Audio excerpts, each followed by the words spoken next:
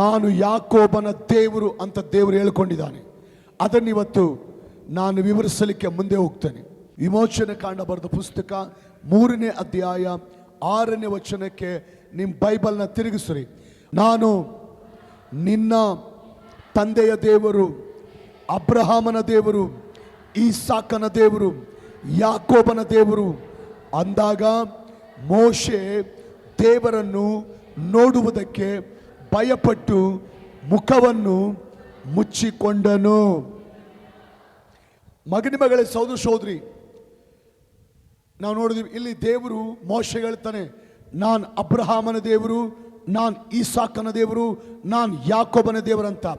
ಬೈಬಲಲ್ಲಿ ಸತ್ಯವೇದದಲ್ಲಿ ದೇವರು ಒಂದು ಬಾರಿ ಅಲ್ಲ, ಅನೇಕ ಬಾರಿ ಅನೇಕ ಸಂದರ್ಭಗಳಲ್ಲಿ ದೇವರು ನಾನು ಯಾಕೋಬನ ದೇವರು ಅಂತ ಹೇಳ್ಕೊಂಡಿದ್ದಾನೆ, ನಾನು ಯಾಕೋಬನ ದೇವರು ಅಂತ ಹೇಳ್ಕೊಂಡಿದ್ದಾನೆ. ಮಗನೇ ಸಹೋದರ ಸಹೋದರಿ, ಯಾಕೋಬ ಅಂದರೆ ಆ ಹೆಸರಿಗೆ ಅರ್ಥ ಏನು ಗೊತ್ತಾ? ಮೋಸಗಾರನು ಅಂತ.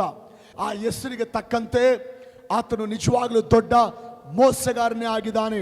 ಅಣ್ಣನಿಗೆ ಬರಬೇಕಾದಂಥ ಚೊಚ್ಚಲುತನದ ಹಕ್ಕನ್ನ ಮೋಸದಿಂದ ಸಂಪಾದನೆ ಮಾಡಿಕೊಂಡಂಥ ಮೋಸಗಾರನು ಯಾಕೋಬನಾಗಿದ್ದಾನೆ. ತಂದೆಗೆ ನಾನು ಯಾಕೋಬ ಅಂತ ಸತ್ಯ ಹೇಳಿದೆ, ನಾನು ಏಸಾವನಂತ ಸುಳ್ಳು ಹೇಳಿ ತಂದೆಗೆ ಸುಳ್ಳು ಹೇಳಿ ತಂದೆಗೆ ಮೋಸ ಮಾಡಿ ಅಣ್ಣನಿಗೆ ಬರಬೇಕಾದಂಥ ಚೊಚ್ಚಲುತನದ ಹಕ್ಕನ್ನ ಈಗ ತಂದೆ ಹತ್ರ ಮೋಸ ಮಾಡಿ ಸಂಪಾದನೆ ಮಾಡಿಕೊಂಡಂಥ ವ್ಯಕ್ತಿ ಯಾಕೋಬನಾಗಿದ್ದಾನೆ. ಕುಟುಂಬಕ್ಕೆ ಮೋಸ ಮಾಡಿದಂಥ ವ್ಯಕ್ತಿ ಯಾಕೋಬನಾಗಿದ್ದಾನೆ. ಸ್ವಂತ ಅಣ್ಣನಿಗೆ ಮೋಸ ಮಾಡಿದಂಥ ವ್ಯಕ್ತಿ ಯಾಕೋಬನಾಗಿದ್ದಾನೆ.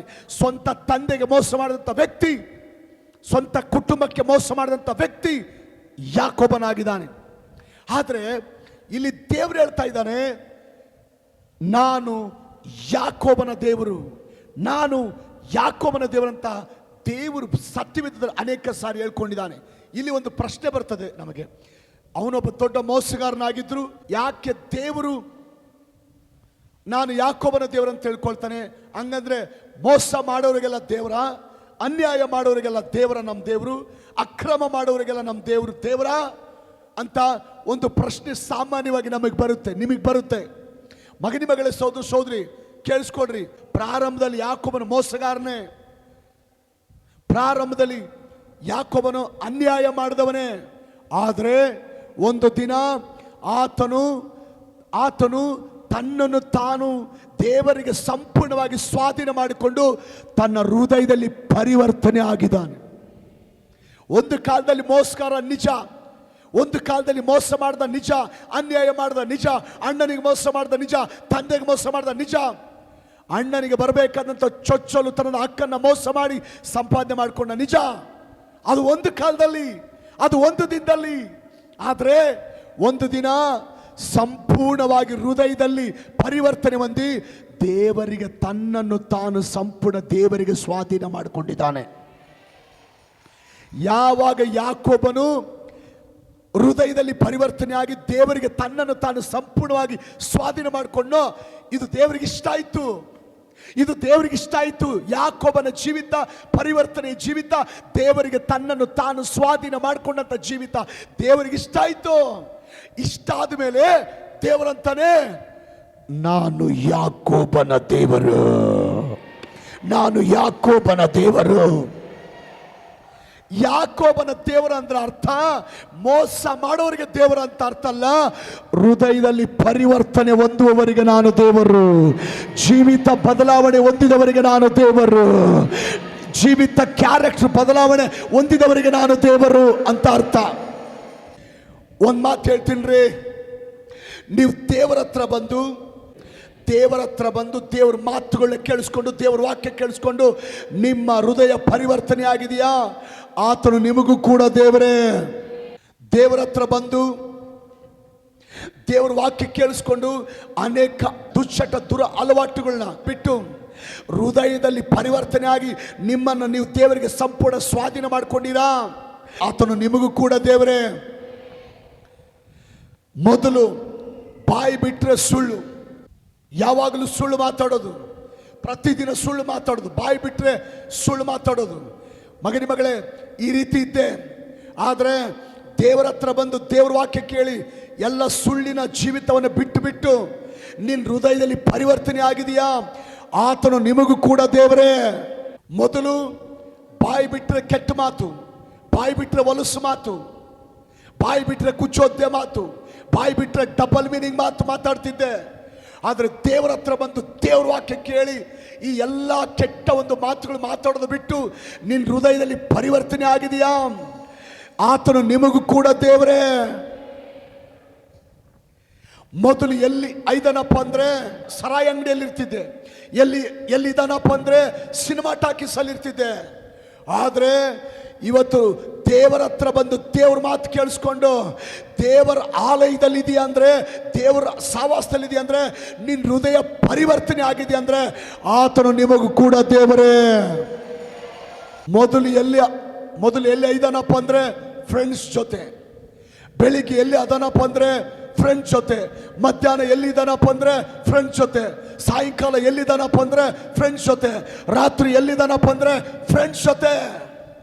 ಆದರೆ ಇವತ್ತು ಆ ಎಲ್ಲ ಫ್ರೆಂಡ್ಸ್ ಹುಚ್ಚಿನಿಂದ ಹೊರಗಡೆ ಬಂದು ಹೃದಯದಲ್ಲಿ ಪರಿವರ್ತನೆ ಆಗಿ ದೇವರ ಆಲಯದಲ್ಲಿ ಜೀವಿಸ್ತಾ ಇದೆಯಾ ಅಂದರೆ, ದೇವರ ಸಹವಾಸದಲ್ಲಿ ಜೀವಿಸ್ತಾ ಇದೆಯಾ ಅಂದರೆ ಆತನು ನಿಮಗೂ ಕೂಡ ದೇವರೇ.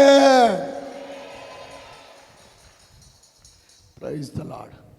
ಮೊದಲು ಎಷ್ಟೊಂದು ಗರ್ವ, ಎಷ್ಟೊಂದು ಅಹಂಕಾರ, ಕುಟುಂಬದವ್ರ ಮೇಲೆ ದರ್ಪ ತೋರಿಸೋದೇನು, ಹೆಂಡತಿ ಮಕ್ಕಳ ಮೇಲೆ ದರ್ಪ ತೋರಿಸೋದೇನು, ಬಂಧುಗಳ ಮೇಲೆ ದರ್ಪ ತೋರಿಸೋದೇನು, ಅಕ್ಕಪಕ್ಕದವ್ರ ಮೇಲೆ ದರ್ಪ ತೋರಿಸೋದೇನು, ಎಷ್ಟೊಂದು ಗರ್ವ, ಎಷ್ಟೊಂದು ದಿಮಾಕು. ಆದರೆ ಇವತ್ತು ಎಲ್ಲ ಗರ್ವ ಬಿಟ್ಟು ಹೃದಯದಲ್ಲಿ ಪರಿವರ್ತನೆ ಆಗಿ ತಗ್ಗಿ ಬಗ್ಗಿ ನಡೀತಾ ಇದೆಯಾ ಅಂದ್ರೆ, ನಿಮ್ಮ ಪರಿವರ್ತನೆ ಹೊಂದಿದಂತ ಜೀವಿತ ನೋಡಿ ಆತನು ನಿಮಗೂ ಕೂಡ ದೇವರೇ. ಮಗನೇ ಮಗಳೇ, ಸೋದರ ಸೋದರಿ, ಯಾಕೋಬನ ದೇವರಂದ್ರೆ ಯಾಕೋಬನಿಗೆ ಒಂದೇ ದೇವರಲ್ಲ. ಇವತ್ತು ಯಾರು ತಮ್ಮ ಹೃದಯದಲ್ಲಿ ಪರಿವರ್ತನೆ ಆಗಿ, ತಮ್ಮ ಜೀವಿತದಲ್ಲಿ ಪರಿವರ್ತನೆ ಆಗಿ ದೇವರಿಗೆ ತಮ್ಮನ್ನು ತಾವು ಯಾಕೋಬನ ಹಾಗೆ ಈಗ ಸ್ವಾಧೀನ ಮಾಡಿಕೊಂಡಿದ್ದಾರೋ ಅವರೆಲ್ಲರನ್ನ ನೋಡಿ ಹೇಳ್ತಾನೆ, ನಾನು ನಿಮಗೂ ಕೂಡ ದೇವರೇ, ನಾನು ನಿಮಗೂ ಕೂಡ ದೇವರೇ, ನಾನು ನಿಮಗೂ ಕೂಡ ದೇವರೇ. ನಾನು ಯಾಕೋಬನ ದೇವರಂದ ಅರ್ಥ ಏನು?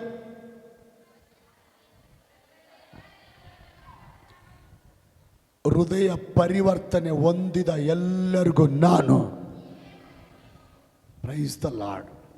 ಮಗನಿ ಮಗಳೇ, ಸೋದರ ಸೋದರಿ, ಯಾಕೋಬನು ತನ್ನ ಹೃದಯದಲ್ಲಿ ಪರಿವರ್ತನೆ ಆಗಿ, ತನ್ನ ಹೃದಯದಲ್ಲಿ ಬದಲಾವಣೆ ಆಗಿ, ತನ್ನ ಹೃದಯದಲ್ಲಿ ಚೇಂಜ್ ಆಗಿ, ತನ್ನ ಹೃದಯದಲ್ಲಿ ಮಾರ್ಪಾಟಾಗಿ ದೇವರಿಗೆ ಯಾವಾಗ ತನ್ನನ್ನು ತಾನು ಸ್ವಾಧೀನ ಮಾಡಿಕೊಂಡೋ ದೇವರು ಎರಡು ಅದ್ಭುತಗಳನ್ನ ಮಾಡ್ತಾರೆ. ಭಾಳ ಅದ್ಭುತ ಮಾಡ್ಯಾನ. ಅದರಲ್ಲಿ ಎರಡು ಅದ್ಭುತ ಹೇಳ್ತೀನಿ.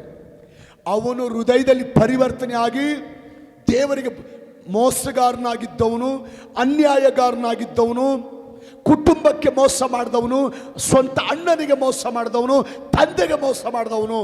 ಆದರೆ ಹೃದಯದಲ್ಲಿ ಪರಿವರ್ತನೆ ಆಗಿ, ಹೃದಯದಲ್ಲಿ ಬದಲಾಗಿ, ಹೃದಯದಲ್ಲಿ ಚೇಂಜ್ ಆಗಿ, ಹೃದಯದಲ್ಲಿ ಮಾರ್ಪಾಟಾಗಿ ದೇವರಿಗೆ ತನ್ನನ್ನು ತಾನು ಸಂಪೂರ್ಣ ಸ್ವಾಧೀನ ಮಾಡಿಕೊಳ್ಳುವಾಗ ದೇವರು ಬಹಳ ಅದ್ಭುತ ಮಾಡ್ದ. ಅದರಲ್ಲಿ ಎರಡು ಅದ್ಭುತ ಹೇಳ್ತೀನಿ. ಒಂದು ದೇವರು ಅವನ ಮಂದೆಯನ್ನು ಹೆಚ್ಚಿಸಿದಾನೆ. ದೇವರು ಅವನ ಮಂದೆಯನ್ನು ಹೆಚ್ಚಿಸಿದಾನೆ. ಯಾಕೋಬ ತನ್ನ ಪ್ರಾರಂಭದ ಜೀವಿತವನ್ನು ನೆನೆಸಿ, ಆರಂಭದ ಜೀವಿತವನ್ನು ನೆನೆಸಿ, ಇಂದಿನ ಜೀವಿತವನ್ನು ನೆನೆಸಿ ಆತನು ಸಾಕ್ಷಿ ಕೊಡ್ತಾನೆ.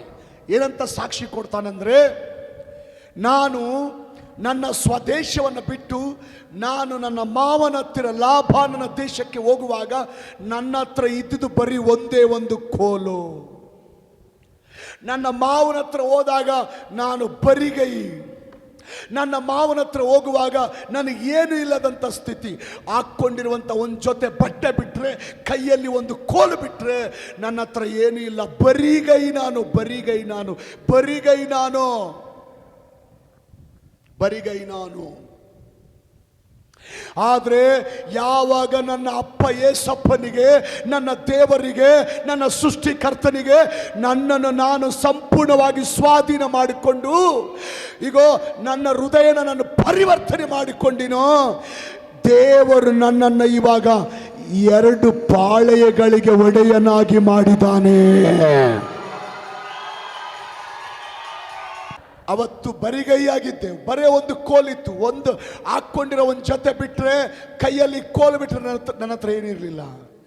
ಆದರೆ ಯಾವಾಗ ನಾನು ನನ್ನ ಹೃದಯದಲ್ಲಿ ಪರಿವರ್ತನೆಯಾಗಿ ನನ್ನನ್ನು ನಾನು ದೇವರಿಗೆ ಸಂಪೂರ್ಣವಾಗಿ ಸ್ವಾಧೀನ ಮಾಡಿಕೊಳ್ಳಿಕ್ಕೆ ತೀರ್ಮಾನ ಮಾಡಿದನೋ, ಇವತ್ತು ದೇವರು ನನ್ನನಿಗೆ 2 ಪಾಳೆಗಳಿಗೆ ಯಜಮಾನನಾಗಿ ಮಾಡಿದ್ದಾನೆ. ನನ್ನ ಮಂದೆಯನ್ನು ದೇವರು ಹೆಚ್ಚಿಸಿದಾನೆ ಅಂತ ಸಾಕ್ಷಿ ಕೊಟ್ಟಿದ್ದಾನೆ. ಮಗನೇ, ಮಗಳೇ, ಸಹೋದರ ಸಹೋದರೇ, ಇವತ್ತು ಈ ವಾಕ್ಯವನ್ನು ಕೇಳುತ್ತಿರುವಂಥ ನೀವು ಯಾಕೋಬನ ಹಾಗೆ ನಿಮ್ಮ ಹೃದಯದಲ್ಲಿ ನೀವು ಪರಿವರ್ತನೆ ಮಾಡಿಕೊಳ್ಳಿಕ್ಕೆ ತೀರ್ಮಾನ ಮಾಡಿದರೆ, ಅಷ್ಟು ಮಾತ್ರವಲ್ಲ, ನಿಮ್ಮನ್ನು ನೀವು ಸಂಪೂರ್ಣವಾಗಿ ದೇವರಿಗೆ ನಿಮ್ಮನ್ನು ಸ್ವಾಧೀನ ಮಾಡಿಕೊಳ್ಳಿಕ್ಕೆ ತೀರ್ಮಾನ ಮಾಡಿದರೆ, ಈಗಿರುವುದಕ್ಕಿಂತ ನಿಮ್ಮ ಮಂದೆಯನ್ನು 2ರಷ್ಟು ದೇವರು ಹೆಚ್ಚಿಸುತ್ತಾನೆ. ಈಗಿರುವುದಕ್ಕಿಂತ ನಿಮ್ಮ ಆದಾಯವನ್ನು 2ರಷ್ಟು ದೇವರು ಹೆಚ್ಚಿಸುತ್ತಾನೆ. ಈಗಿರುವುದಕ್ಕಿಂತ ನಿಮ್ಮ ದುಡಿಮೆಯನ್ನು 2ರಷ್ಟು ಹೆಚ್ಚಿಸುತ್ತಾನೆ. ಈಗಿರುವುದಕ್ಕಿಂತ ನಿಮ್ಮ ಬಿಸಿನೆಸ್ ಅನ್ನು 2ರಷ್ಟು ಹೆಚ್ಚಿಸುತ್ತಾನೆ. ಈಗಿರುವುದಕ್ಕಿಂತ ನಿಮ್ಮ ವ್ಯಾಪಾರವನ್ನು 2ರಷ್ಟು ಹೆಚ್ಚಿಸುತ್ತಾನೆ. ದೇವರಿಗೆ ನಮ್ಮನ್ನು ನಾವು ಸ್ವಾಧೀನಪಡಿಸಿಕೊಂಡು ನಮ್ಮ ಹೃದಯದಲ್ಲಿ ಪರಿವರ್ತನೆ ಆದರೆ ನಮ್ಮ ಸೇವೆಯನ್ನು ದೇವರು 2ರಷ್ಟು ಹೆಚ್ಚಿಸುತ್ತಾನೆ. Praise the lord. ಮಗನಿ, ಮಗಳೇ, ಸಹೋದರ ಸಹೋದರಿ, ಕೆಲವು ವರ್ಷಗಳ ಹಿಂದೆ ಒಂದು ಕುಟುಂಬ ನಮ್ಮ ಆರಾಧನೆಗೆ ಬಂದಿದ್ದಾರೆ. ಒಂದು ಫ್ಯಾಮಿಲಿ ನಮ್ಮ ಆರಾಧನೆಗೆ ಬಂದಿದ್ದಾರೆ. ಅವ್ರ ಸಮಸ್ಯೆ ಏನಂದ್ರೆ, ಅವ್ರ ಮಗನಿಗೆ ಟಿವಿ ಕಾಯಿಲೆ ಬಂದಿದೆ. ಟಿವಿ ಕಾಯಿಲೆ ಬಂದರೆ ಆಸ್ಪತ್ರೆಗೆ ಹೋಗಿ ಮೆಡಿಸಿನ್ ತಗೊಂಡಿದ್ದಾರೆ, ಪ್ರಯೋಜನ ಆಗಿಲ್ಲ. ಟಿವಿ ಕಾಯಿಲೆ ಗುಣ ಆಗಲಿಲ್ಲ. ಡಾಕ್ಟ್ರ್ ಹೇಳಿದಾರಂತೆ, ನಿಮ್ಮ ಮಗ ಬದುಕಿದ್ರೆ 3 ತಿಂಗಳು ಮಾತ್ರ ಬದುಕ್ತಾನಂತ ಡಾಕ್ಟ್ರು ತಾನೇ ತನ್ನ ಸ್ವತಃ ಬಾಯಿಂದ ಹೇಳಿದ್ದಾರೆ. ಇದನ್ನು ಕೇಳಿದ ಕುಟುಂಬದವರಿಗೆ ಭಯ ಉಂಟಾಗಿದೆ, ಗಲಿಬಿಲಿ ಉಂಟಾಗಿದೆ. ಕಣ್ಣೀರಿನಲ್ಲಿ ಆ ಕುಟುಂಬ ಮುಳುಗೋಗಿದೆ. ಅಂಥ ಪರಿಸ್ಥಿತಿಯಲ್ಲಿ ಮಗನಿಗೆ ಟಿವಿ ಕಾಯಿಲೆ ಬಂದು ಕುಟುಂಬದವರೆಲ್ಲ ಕಣ್ಣೀರಿನಲ್ಲಿ ಮುಳುಗೋದ ಪರಿಸ್ಥಿತಿಯಲ್ಲಿ ನಮ್ಮ ಸಭೆಗೆ ಬರುವಂಥ ಒಬ್ಬ ತಾಯಿ ಆ ಕುಟುಂಬಕ್ಕೆ ಹೋಗಿ ಸುವಾರ್ತೆ ಹೇಳಿದ್ದಾರೆ.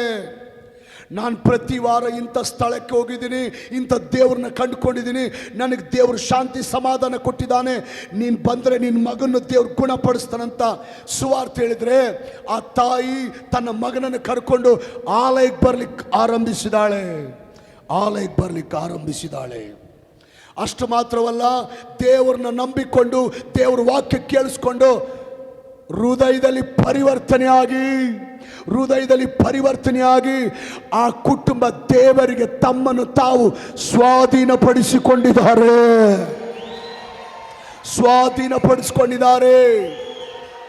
ಆ ಕುಟುಂಬ ದೇವರಿಗೆ ತಮ್ಮನ್ನು ತಾವು ಹೃದಯದಲ್ಲಿ ಪರಿವರ್ತನೆಯಾಗಿ ದೇವರಿಗೆ ತಮ್ಮನ್ನು ತಾವು ಸ್ವಾಧೀನಪಡಿಸಿಕೊಂಡಿದ್ದಕ್ಕೆ ದೇವರು ಕೆಲವೇ ವಾರಗಳಲ್ಲಿ ಆಶ್ಚರ್ಯವಾಗಿ ಅವರ ಮಗನನ್ನು ಟಿವಿ ಕಾಯಿಲೆಯಿಂದ ದೇವರು ಹೊರಗಡೆ ತಂದಿದ್ದಾನೆ. Price the lord. ಅಷ್ಟು ಮಾತ್ರ ಅಲ್ಲ, ಇನ್ನೊಂದು ಹೇಳ್ತೀನಿ. ಅವ್ರ ಕುಟುಂಬದಲ್ಲಿ ಬಹಳ ಕಷ್ಟ ಅಂದರೆ ಬಹಳ ಕಷ್ಟ.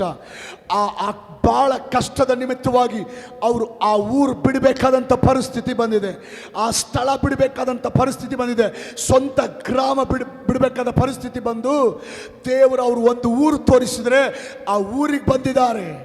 ಆ ಸಣ್ಣ ಮಕ್ಕಳನ್ನ ಕಟ್ಕೊಂಡು, ಆ ಕುಟುಂಬನ ಕಟ್ಕೊಂಡು ಅವರು ಈಗ ಏನು ಇಲ್ಲದ ಸ್ಥಿತಿಯಲ್ಲಿ, ಬರಿಗೈಯಲ್ಲಿ, ಇಕ್ಕಟ್ಟಲ್ಲಿ, ಇರಿಕಿನಲ್ಲಿ, ಇಬ್ಬಂದಿಯಲ್ಲಿ, ಗೊತ್ತು ಪರಿಚಯ ಎಲ್ಲ ಊರಿಗೆ, ಬಂಧುಗಳು ಸ್ನೇಹಿತರು ಯಾರು ಗೊತ್ತಿಲ್ಲದಂಥ ಆ ಹೊಸ ಸ್ಥಳಕ್ಕೆ ಬಂದು ಅಲ್ಲಿ ಹೊಸ ಜೀವನ ಆರಂಭ ಮಾಡಿದ್ದಾರೆ. ಆದರೆ ಅವರು ಸ್ವಂತ ಊರು ಬಿಟ್ಟು ಬಂದರು, ಬೇರೆ ಊರಿಗೆ ಬಂದರು, ಬೇರೆ ಸ್ಥಳಕ್ಕೆ ಬಂದರು. ಅವರು ದೇವರನ್ನ ಮರೆತೋಗಲಿಲ್ಲ. ಆ ಬೇರೆ ಊರಿಗೆ ಬಂದರು, ಇನ್ನೂ ದೇವರಿಗೆ ಹತ್ತಿರ ಆಗಿದ್ದಾರೆ, ಇನ್ನೂ ದೇವರಿಗೆ ಸಮೀಪ ಆಗಿದ್ದಾರೆ. ಆ ಹೊಸ ಸ್ಥಳಕ್ಕೆ ಬಂದ ಮೇಲೆ ಅವರ ಗಂಡ ಕೂಡ ಪರಿವರ್ತನೆ ಆಗಿದ್ದಾನೆ, ಅವರ ಮಗ ಕೂಡ ಪರಿವರ್ತನೆ ಆಗಿದ್ದಾನೆ, ಅವರ ಕುಟುಂಬ ಕೂಡ ಪರಿವರ್ತನೆ ಆಗಿದೆ. ದೇವರು ಆ ಪರಿವರ್ತನೆ ನೋಡಿ ಅವ್ರಿಗೊಂದು ಆಲೋಚನೆ ಬಂದಿದೆ. ನಾವೊಂದು ಟೆಕ್ಸ್ಟೈಲ್ ಬಿಸಿನೆಸ್ ಪ್ರಾರಂಭ ಮಾಡಬೇಕಂತ ದೇವರು ಮಾತಾಡಿದ್ದಾನೆ, ಆಲೋಚನೆ ಕೊಟ್ಟಿದ್ದಾನೆ. ಇದು ದೇವರ ಆಲೋಚನೆ ಹೌದಲ್ವಂತ ನನ್ನ ಹತ್ರ ಬಂದು, ಸಾರ್ ನಾವೊಂದು ಟೆಕ್ಸ್ಟೈಲ್ ಬಿಸ್ನೆಸ್ ಮಾಡಬೇಕು, ಬಟ್ಟೆ ಬಿಸ್ನೆಸ್ ಮಾಡಬೇಕು, ಬಟ್ಟೆ ಅಂಗಡಿ ಮಾಡಬೇಕಂತ ಇದ್ದೀವಿ. ಇದು ದೇವರ ಆಲೋಚನೆ ಅಲ್ವಾ? ಇದು ಮುಂದುವರಿಬೇಕಾ ಬೇಡವಾ? ನಮಗಾಗಿ ಪ್ರಾರ್ಥನೆ ಮಾಡಿ ದೇವರ ಆಲೋಚನೆ ತಿಳಿಸ್ರಿ ಅಂದಿದ್ದಾರೆ. ನಾನು ಪ್ರಾರ್ಥನೆ ಮಾಡಿ ನಂಬಿಕೆಯಿಂದ ಆ ಬಿಸ್ನೆಸ್ ಆರಂಭಿಸ್ರಿ ಅಂದಿದ್ದೀನಿ. ಏನು ಇಲ್ಲದ ಸ್ಥಿತಿಯಲ್ಲಿ ಬರಿಗೈಯಲ್ಲಿ ಒಂದು 500 ರೂಪಾಯೋ 600 ರೂಪಾಯಿ ಇಟ್ಕೊಂಡು ಆ ಬಿಸ್ನೆಸ್ ಆರಂಭ ಮಾಡಿದ್ದಾರೆ. ದೇವರಿಗೆ ಸ್ತೋತ್ರ. ಅವರು ಹೃದಯ ಪರಿವರ್ತನೆ ಹೊಂದಿದ್ದು ದೇವರು ನೋಡಿ, ಅವರ ಗಂಡ ಪರಿವರ್ತನೆ ಹೊಂದಿದ್ದು ದೇವರು ನೋಡಿ, ಅವರ ಮಕ್ಕಳು ಪರಿವರ್ತನೆ ಹೊಂದಿದ್ದು ದೇವರು ನೋಡಿ, ಅವರ ಕುಟುಂಬ ಪರಿವರ್ತನೆ ಹೊಂದಿ ಸಂಪೂರ್ಣ ದೇವರಿಗೆ ತಮ್ಮನ್ನು ತಾವು ಪರಿವರ್ತನೆ ಮಾಡಿಕೊಂಡದನ್ನು ದೇವರು ನೋಡಿ. ಇವತ್ತು ಅವ್ರ ಟೆಕ್ಸ್ಟೈಲ್ ಬಿಸ್ನೆಸ್ ಅನ್ನ, ಅವ್ರ ಬಟ್ಟೆ ಶಾಪ್ ಅನ್ನ, ಅವ್ರ ಬಟ್ಟೆ ಅಂಗಡಿಯನ್ನ 2ರಷ್ಟು ದೇವರು ಅಭಿವೃದ್ಧಿ ಮಾಡಿದ್ದಾನೆ.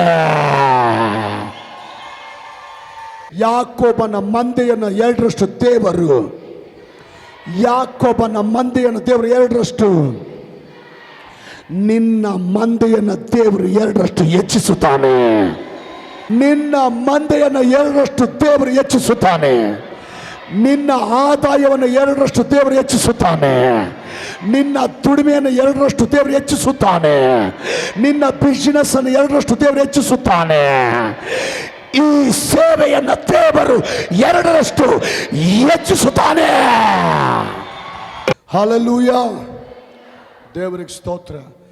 ಯಾಕೋಬನು ಹೃದಯದಲ್ಲಿ ಪರಿವರ್ತನೆ ಆಗಿ ತನ್ನನ್ನು ತಾನು ದೇವರಿಗೆ ಸಂಪೂರ್ಣವಾಗಿ ಸ್ವಾಧೀನಪಡಿಸ್ಕೊಂಡಿದ್ದಕ್ಕೆ 1ನೇ ಆಶೀರ್ವಾದ ಏನು ಮಾಡ್ದ ದೇವರು? ಅವನ ಮಂದೆಯನ್ನು ದೇವರು, ಅವನ ಮಂದೆಯನ್ನು ದೇವರು, ನೀವು ಹೇಳ್ರಿ, ಅವನ ಮಂದೆಯನ್ನು ದೇವರು, ನಮ್ಮ ಮಂದೆಯನ್ನು ದೇವರು, ನಮ್ಮ ಬಿಸಿನೆಸ್ ಅನ್ನು ದೇವರು, ನಿಮ್ಮ ಆದಾಯವನ್ನು ದೇವರು ಎಷ್ಟು?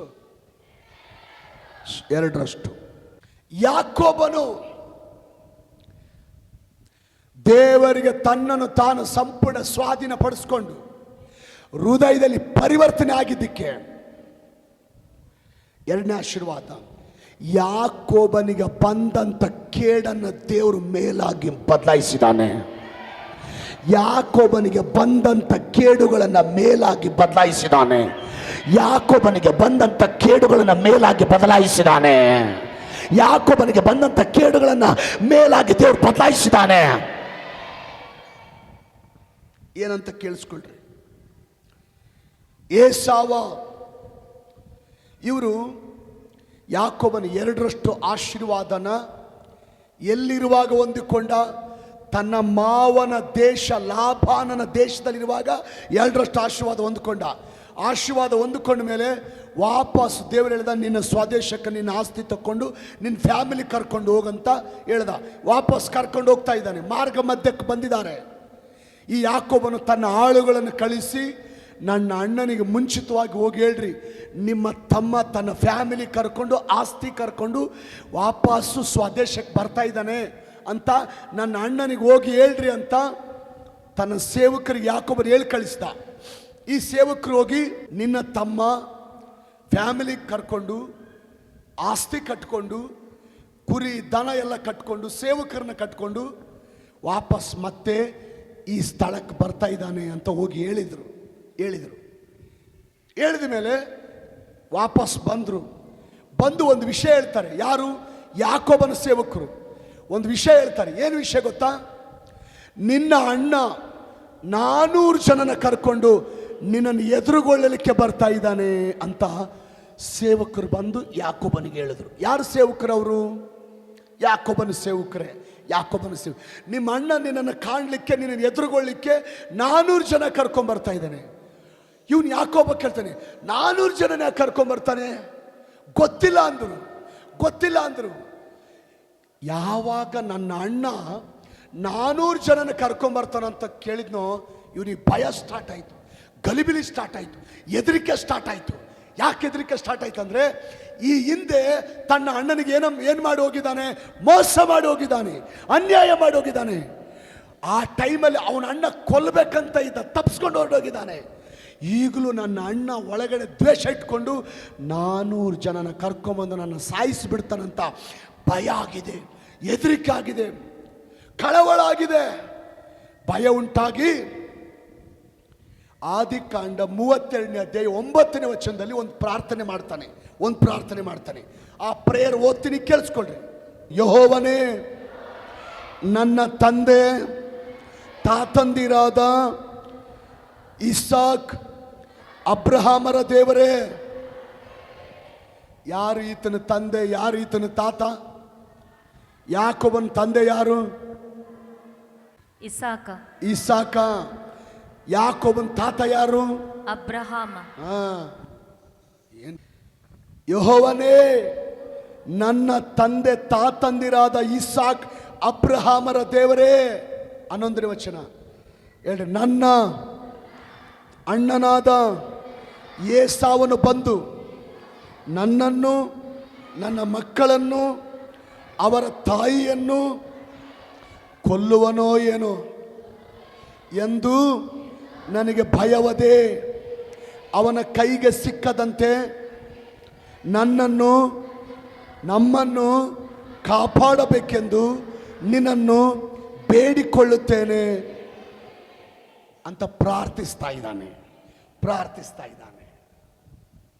ನನ್ನನ್ನು, ನನ್ನ ಫ್ಯಾಮಿಲಿನ, ನನ್ನ ಮಕ್ಕಳನ್ನ ಕೊಲ್ತಾನೋ ಏನಂತ ನನಗೆ ಭಯ ಇದೆ. ದಯಮಾಡಿ ಅವನ ಕೈಗೆ ಸಿಕ್ಕದಂತೆ ನಮ್ಮನ್ನ ಕಾಪಾಡಯ್ಯ ಅಂತ ದೇವರಿಗೆ ಪ್ರಾರ್ಥನೆ ಮಾಡಿದ್ದಾನೆ. ಪ್ರಾರ್ಥನೆ ನಂತರ ಆದಿಕಾಂಡ 33:4 ಏಸಾವನು 400 ಜನ ಕರ್ಕೊಂಡು ತನ್ನ ತಮ್ಮನನ್ನು ಯಾಕೋಬನನ್ನು ಕೊಲ್ಲಬೇಕಂತ ಬಂದವನು, ಸಾಯಿಸ್ಬೇಕಂತ ಬಂದವನು, ಮರ್ಡರ್ ಮಾಡಬೇಕಂತ ಬಂದವನು, ಯಾಕೋಬನಿಗೆ ಒಂದು ಗತಿ ಕಾಣಿಸ್ಬೇಕಂತ ಬಂದವನು ಕೊಲೆ ಮಾಡಲಿಲ್ಲ. ಬದಲಾಗಿ ಯಾಕೋಬನ ಕೊರಳನ್ನು ಅಪ್ಪಿಕೊಂಡು, ತಮ್ಮ ಯಾಕೋಬನನ್ನು ಅಪ್ಪಿಕೊಂಡು ಮುದ್ದಿಟ್ಟು ಪ್ರೀತಿ ಮಾಡಿದ್ದಾನೆ. ದೇವರು ಕೇಡನ್ನ ಮೇಲಾಗಿ ಬದಲಾಯಿಸಿದ್ದಾನೆ. ಮಗನೇ, ಸೋದರಿ, ಈ ವಾಕ್ಯದ ಮೂಲಕ ಪರಿಶುದ್ಧಾತ್ಮ ದೇವರು ನಿಮ್ಮ ಜೊತೆಗೆ ಮಾತಾಡೋದು. ಯಾಕೋಬನ ಹಾಗೆ ನಿಮ್ಮ ಹೃದಯದಲ್ಲಿ ನೀವು ಪರಿವರ್ತನೆ ಆಗಿ ದೇವರಿಗೆ ನಿಮ್ಮನ್ನು ನೀವು ಸ್ವಾಧೀನ ಮಾಡ್ಕೊಳ್ಳಿಕ್ಕೆ ತೀರ್ಮಾನ ಮಾಡಿದರೆ, ಆಮೇಲೆ ಬರಲಮ್ಮ. ಯಾಕೋಬನಾಗೆ ನಿಮ್ಮ ಹೃದಯದಲ್ಲಿ ನೀವು ಪರಿವರ್ತನೆ ಆಗಿ ದೇವರಿಗೆ ನಿಮ್ಮನ್ನು ನೀವು ಸ್ವಾಧೀನ ಪಡಿಸ್ಕೊಳ್ಳಿಕ್ಕೆ ತೀರ್ಮಾನ ಮಾಡಿದರೆ, ನಿಮ್ಮ ಅಣ್ಣಂದರಿಂದ ಬರುವ ಕೇಡುಗಳು, ನಿಮ್ಮ ತಮ್ಮಂದರಿಂದ ಬರುವ ಕೇಡುಗಳು, ನಿಮ್ಮ ಬಂಧುಗಳಿಂದ ಬರುವ ಕೇಡುಗಳು, ಹತ್ತಿರದವರಿಂದ ಬರುವ ಕೇಡುಗಳು, ದೂರದವರಿಂದ ಬರುವ ಕೇಡುಗಳು, ಶತ್ರುಗಳಿಂದ ಬರುವ ಕೇಡುಗಳು, ಅನ್ಯರಿಂದ ಬರುವ ಕೇಡುಗಳು ದೇವರ ಮೇಲಾಗಿ ಪರಿವರ್ತಿಸುತ್ತಾನೆ. ನಿಮ್ಮ ಹೃದಯದಲ್ಲಿ ಪರಿವರ್ತನೆ ಆಗಿ ದೇವರಿಗೆ ನಿಮ್ಮನ್ನು ಸ್ವಾಧೀನ ಮಾಡಿಕೊಂಡ್ರೆ, ನಿಮಗೆ ವಿರುದ್ಧವಾಗಿ ಬರುವಂಥ ಪ್ರತಿ ಕೇಡನ್ನ ದೇವರು ಮೇಲಾಗಿ ಬದಲಾಯಿಸುತ್ತಾನೆ. ಒಂದು ಸಾರಿ ಒಬ್ಬ ದೇವರ ಸೇವಕರು ಒಂದು ಹೊಸ ಸ್ಥಳಕ್ಕೆ ಹೋಗಿ ಸೇವೆ ಆರಂಭ ಮಾಡಿದ್ದಾರೆ. ಅಲ್ಲಿ ಹೊಸ ಸ್ಥಳಕ್ಕೆ ಹೋಗಿ ಸೇವೆ ಆರಂಭ ಮಾಡಿದ್ರೆ ಕೆಲವು ಜನ ಸಹಿಸಲಾರ್ದೆ, ಅವ್ರು ನೋಡಿ ಸಹಿಸಲಾರ್ದೆ, ಇಲ್ಲಿ ಇವರಿಗೆ ಸೇವೆ ಮಾಡಕ್ಕೆ ಮನೆ ಬಾಡಿಗೆ ಕೊಡಬೇಡ್ರಿ ಅಂತ ಆ ಜನರನ್ನ ಆ ಸೇವಕರ ವಿರುದ್ಧವಾಗಿ ಎಬ್ಬಿಸಿದ್ದಾರೆ, ಗಲಭೆ ಎಬ್ಬಿಸಿದ್ದಾರೆ. ಇವ್ರಿಗೆ ಸೇವೆ ಮಾಡಕ್ಕೆ ಮನೆ ಕೊಡಬೇಡ್ರಿ, ಇವ್ರಿಗೆ ನೀರು ಕೊಡಬೇಡ್ರಿ, ಇವ್ರಿಗೆ ಕರೆಂಟ್ ಕೊಡಬೇಡ್ರಿ, ಇವ್ರನ್ನ ಎಲ್ಲಿ ಬಿಟ್ಕೋಬೇಡ್ರಿ ಅಂತ ಹೇಳಿ ಕೆಲವು ಜನ ಅವ್ರಿಗೇನು ಮಾಡಿದ್ದಾರೆ, ಜನರನ್ನು ಗಲಭೆ ಎಬ್ಬಿಸಿ ಆ ಸೇವಕರ ವಿರುದ್ಧವಾಗಿ ಗಲಭೆ ಎಬ್ಬಿಸಿದ್ದಾರೆ, ವಿರೋಧ ಮಾಡಿದ್ದಾರೆ, ಗಲಾಟೆ ಮಾಡಿದ್ದಾರೆ, ಜಗಳ ಮಾಡಿದ್ದಾರೆ. ಒಂದು ಬಾರಿ ಅಲ್ಲ, ಆ ಸೇವಕರಿಗೆ ಈಗ ಕೆಡುಕುಂಟು ಮಾಡಲಿಕ್ಕೆ ನೋಡಿದ್ದಾರೆ, ಅನೇಕ ಬಾರಿ ಕೆಡುಕುಂಟು ಮಾಡಲಿಕ್ಕೆ ನೋಡಿದ್ದಾರೆ. ಆದರೆ ಆ ಸೇವಕರು ಪ್ರಾರ್ಥನೆ ಮಾಡಿಕೊಂಡು ಎಲ್ಲನ ಜಯಿಸ್ಕೊಂಡು ಮುಂದೆ ಹೋಗಿದ್ದಾರೆ. ಅಷ್ಟು ಆ ಜನ ಕೆಡುಕುಂಟು ಮಾಡಲಿಕ್ಕೆ ನೋಡಿದ್ರು, ತಡೆಗಳು ಉಂಟು ಮಾಡಲಿಕ್ಕೆ ನೋಡಿದ್ರು, ಸೇವೆಗೆ ತೊಂದರೆ ಕೊಡಲಿಕ್ಕೆ ನೋಡಿದ್ರು.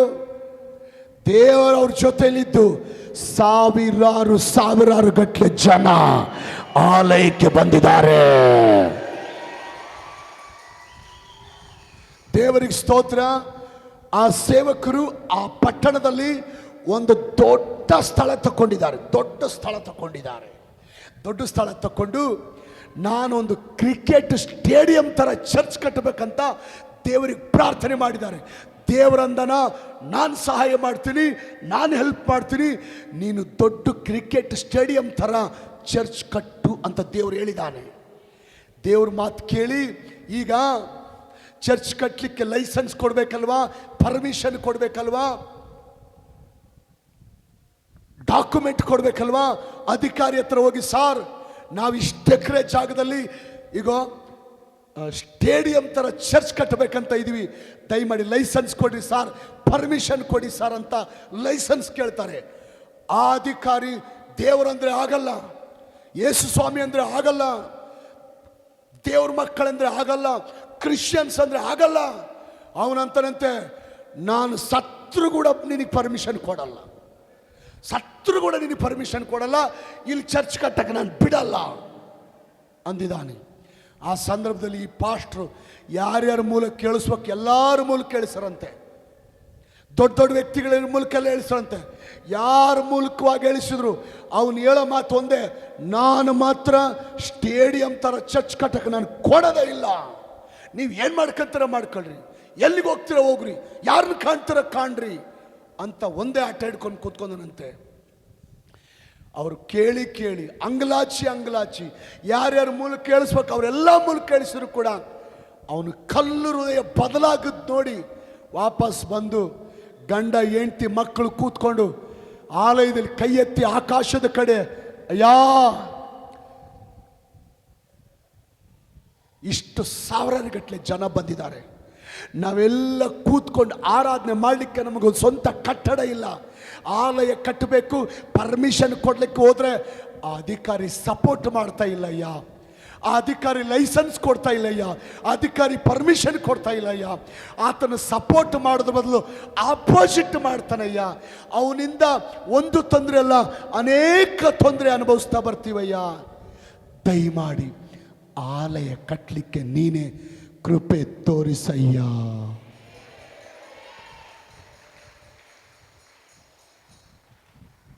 ಪ್ರಾರ್ಥನೆ ಮಾಡಿದ್ದಾರೆ ಕುಟುಂಬವಾಗಿ, ಸೇವಕರು ಫ್ಯಾಮಿಲಿ ಪ್ರಾರ್ಥನೆ ಮಾಡಿದ್ದಾರೆ. ಪ್ರಾರ್ಥನೆ ಮಾಡಿದ್ರೆ ದೇವರು ಏನು ಮಾಡೋನು ಗೊತ್ತಾ, ದೇವರ ಸೇವಕನ ಪ್ರಾರ್ಥನೆ ಕೇಳಿ ಈ ಆಪೋಸಿಟ್ ಮಾಡುವಂತ ಅಧಿಕಾರಿನ ಬೇರೆ ಕಡೆ ದೇವರು ಎತ್ತಂಗಡಿ ಮಾಡಿ ಆಲಯ ಕಟ್ಟಲಿಕ್ಕೆ ಸಪೋರ್ಟ್ ಮಾಡುವ ಅಧಿಕಾರಿನ ಆ ಸ್ಥಳದಲ್ಲಿ ನೇಮಿಸಿ ಪರ್ಮಿಷನ್ ಕೊಡಿಸಿ ಸ್ಟೇಡಿಯಂ ತರ ಆಲಯ ಕಟ್ಟಿ ಇವತ್ತು ಒಂದು ಆರಾಧನೆಗೆ 30,000 ಜನ ಸೇರಿ ಆರಾಧನೆ ಮಾಡುವ ಆಲಯನ ಕಟ್ಟಿ ಮುಗಿಸುವಂತೆ ನನ್ನ ದೇವರು ಯಾಕೋಬನ ದೇವರು ಸಹಾಯ ಮಾಡಿದ್ದಾರೆ. ಆಪೋಸಿಟ್ ಮಾಡೋನ ದೇವ್ರು ಬೇರೆ ಕಡೆ ಎತ್ತಂಗಡಿ ಮಾಡ್ದ, ಬೇರೆ ಕಡೆ ಎತ್ತಂಗಡಿ ಅಂದರೆ ಬೇರೆ ಕಡೆ ಟ್ರಾನ್ಸ್ಫರ್ ಮಾಡ್ದ. ಸಪೋರ್ಟ್ ಮಾಡುವಂಥ ಅಧಿಕಾರನ ಬಂದು ಆ ಚೇರಲ್ಲಿ ಕುಂದ್ರಿಸಿ ಅವನ ಮೂಲಕ ಪರ್ಮಿಷನ್ ಕೊಡಂಗೆ ಮಾಡಿ ಒಂದೇ ಸಾರಿ ಒಂದೇ ಆಲಯದಲ್ಲಿ ಸ್ಟೇಡಿಯಂನಲ್ಲಿ 30,000 ಜನ ಕೂಡಿ ಆರಾಧನೆ ಮಾಡುವಂಥ ಚರ್ಚ್ ಕಟ್ಟಿ ಮುಗಿಸಿ ಇವತ್ತು ಆರಾಧನೆ ನಡೆಯುವಂಥ ದೇವರು ಕಾರ್ಯ ಮಾಡಿದ್ದಾರೆ. ಆ ಸೇವಕನಿಗೆ ಬಂದಂತ ಕೇಡನ್ನ ದೇವರು ಮೇಲಾಗಿ ಬದಲಾಯಿಸಿದಾನೆ. ಒಂದ್ ಮಾತು ಹೇಳ್ತೀನಿ, ನಿಮ್ಮ ಹೃದಯದಲ್ಲಿ ನೀವು ಪರಿವರ್ತನೆ ಹೊಂದಿ ದೇವರಿಗೆ ನಿಮ್ಮನ್ನು ಸ್ವಾಧೀನ ಮಾಡಿಕೊಳ್ಳ್ರಿ. ನಿಮ್ಮ ಕುಟುಂಬಕ್ಕೆ ಕೆಡುಕುಂಟು ಮಾಡೋರನ್ನ ದೇವರು ಎತ್ತಂಗಡಿ ಮಾಡ್ತಾನೆ. ದೇವರಿಗೆ ನಿಮ್ಮನ್ನು ಸ್ವಾಧೀನ ಮಾಡಿಕೊಳ್ಳ್ರಿ. ದೇವರಿಗೆ ನಿಮ್ಮನ್ನು ಸ್ವಾಧೀನ ಮಾಡಿಕೊಳ್ಳ್ರಿ. ನಿಮ್ಮ ಹೃದಯದಲ್ಲಿ ಪರಿವರ್ತನೆ ಆಗ್ರಿ. ಆಮೇಲೆ ನಿಮ್ಮ ಕೆಲಸಗಳಿಗೆ ವಿರುದ್ಧವಾಗಿ ಕೆಡುಕುಂಟು ಮಾಡುವವ್ರನ್ನ ದೇವರು ಎತ್ತಂಗಡಿ ಮಾಡ್ತಾನೆ. ನಿಮ್ಮ ದುಡಿಮೆಗೆ ವಿರುದ್ಧವಾಗಿ, ವ್ಯಾಪಾರಕ್ಕೆ ವಿರುದ್ಧವಾಗಿ ಕೆಡುಕುಂಟು ಮಾಡುವಂತ ಜನರನ್ನ ದೇವರು ಎತ್ತಂಗಡಿ ಮಾಡ್ತಾನೆ. ಸಭೆಗೆ ವಿರುದ್ಧವಾಗಿ, ಸೇವೆಗೆ ವಿರುದ್ಧವಾಗಿ, ಸೇವಕರ ವಿರುದ್ಧವಾಗಿ ಕೆಡುಕುಂಟು ಮಾಡುವ ಜನರನ್ನ ದೇವರು, ಸಭೆಗೆ ವಿರುದ್ಧವಾಗಿ ಕೆಡುಕುಂಟು ಮಾಡುವ ಜನರನ್ನ, ಸೇವೆಗೆ ವಿರುದ್ಧವಾಗಿ ಕೆಡುಕುಂಟು ಮಾಡುವ ಜನರನ್ನ, ಸೇವಕರ ವಿರುದ್ಧವಾಗಿ ಕೆಡುಕುಂಟು ಮಾಡುವ ಜನರನ್ನ ದೇವರು ಎತ್ತಂಗಡಿ ಮಾಡ್ತಾನೆ.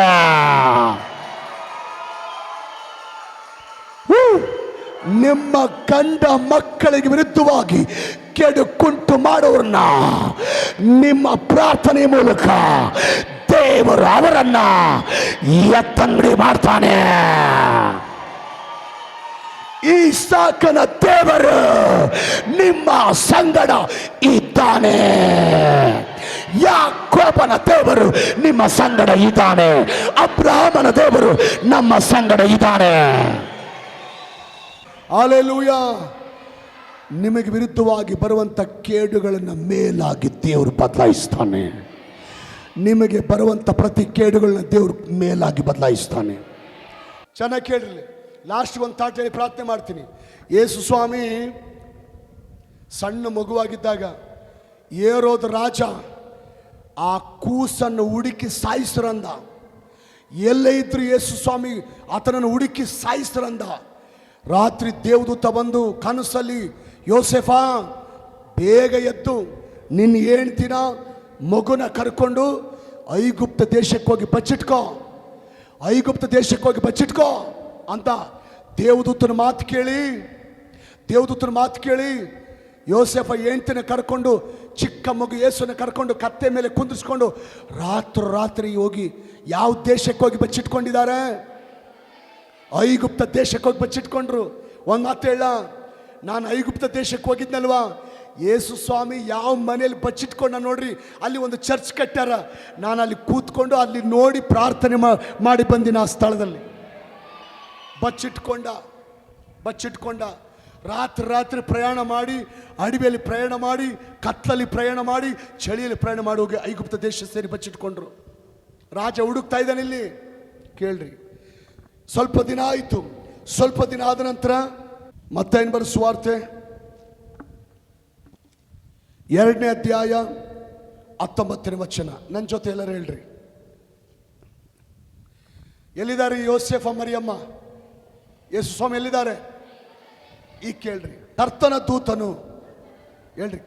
ದೂತನು ಯೋಸೇಫನಿಗೆ ಕನಸಿನಲ್ಲಿ ಕಾಣಿಸಿಕೊಂಡು, ನೀನು ಎದ್ದು ಕೂಸನ್ನು ಅದರ ತಾಯಿಯನ್ನು ಕರ್ಕೊಂಡು ಇಸ್ರಾಯೇಲ್ ದೇಶಕ್ಕೆ ಹೋಗು, ಕೂಸಿನ ಪ್ರಾಣವನ್ನು ತೆಗೆಯಬೇಕೆಂದಿದ್ದವರು ಸತ್ತು ಹೋದರು ಎಂದು ಹೇಳಿದನು. ಆಗ ಯೋಸೇಫನು ಎದ್ದು ಕೂಸನ್ನು ಅದರ ತಾಯಿಯನ್ನು ಕರ್ಕೊಂಡು ಇಸ್ರಾಯೇಲ್ ದೇಶಕ್ಕೆ ಬಂದನು.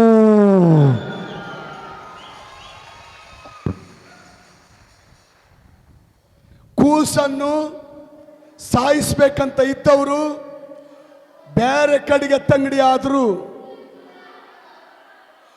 ಬೇರೆ ಕಡೆ ಎತ್ತಂಗಡಿ ಆಗಿಲ್ಲ, ಒಂದೇ ಸಾರಿ ಮ್ಯಾಕ್ ಎತ್ತಂಗಡಿ ಆದ್ರು. ನಾನೊಂದು ಮಾತು ಹೇಳ್ತೇನೆ. ಈ ಸಭೆಗೆ ವಿರುದ್ಧವಾಗಿ ತೊಂದರೆ ಕೊಡ್ತಾರೆ ನೋಡ್ರಿ, ಸೇವೆಗೆ ವಿರುದ್ಧವಾಗಿ ತೊಂದರೆ ಕೊಡ್ತಾರೆ ನೋಡ್ರಿ, ಸೇವಕರ ವಿರುದ್ಧವಾಗಿ ತೊಂದರೆ ಕೊಡ್ತಾರೆ ನೋಡ್ರಿ, ಇನ್ನೊಂದು ಕುಟುಂಬಕ್ಕೆ ಕೆಡುಕುಂಟು ಮಾಡ್ತಾರೆ ನೋಡ್ರಿ, ಇನ್ನೊಂದು ವ್ಯಕ್ತಿಗೆ ಕೆಡುಕುಂಟು ಮಾಡ್ತಾರೆ ನೋಡ್ರಿ, ಸೇವೆಗೆ ಕೆಡುಕುಂಟು ಮಾಡ್ತಾರೆ ನೋಡ್ರಿ, ಸಭೆಗೆ ಕೆಡುಕುಂಟು ಮಾಡ್ತಾರೆ ನೋಡ್ರಿ, ಸೇವಕರಿಗೆ ಕೆಡುಕುಂಟು ಮಾಡ್ತಾರೆ ನೋಡ್ರಿ.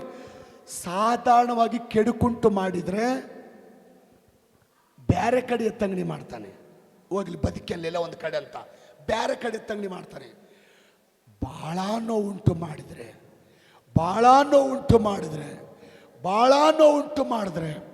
ತಟ್ಕೊಳಕ್ಕಾಗದಷ್ಟು ನೋವುಂಟು ಮಾಡಿದ್ರೆ ಒಂದೇ ಸಾರಿ ಮೇಲಕ್ಕೆ ತಂಗಡಿ ಮಾಡ್ತಾನೆ. ಇನ್ನೊಬ್ಬರಿಗೆ ಕೆಡುಕುಂಟು ಮಾಡುವಂತ ಆತ್ಮ ಅದು ಏರೋದ ಆತ್ಮ. ಇನ್ನೊಬ್ಬರಿಗೆ, ಇನ್ನೊಂದು ಕುಟುಂಬಕ್ಕೆ ಕೆಡುಕುಂಟು ಮಾಡ್ಬೇಕನ್ನುವಂತ ಆತ್ಮ ಅದು ಏರೋದ ಆತ್ಮ, ಏರೋದ ಸ್ಪಿರಿಟ್. ಸಭೆಗೆ ಕೆಡುಕುಂಟು ಮಾಡ್ಬೇಕನ್ನುವಂತ ಆತ್ಮ ಅದು ಏರೋದ ಸ್ಪಿರಿಟ್.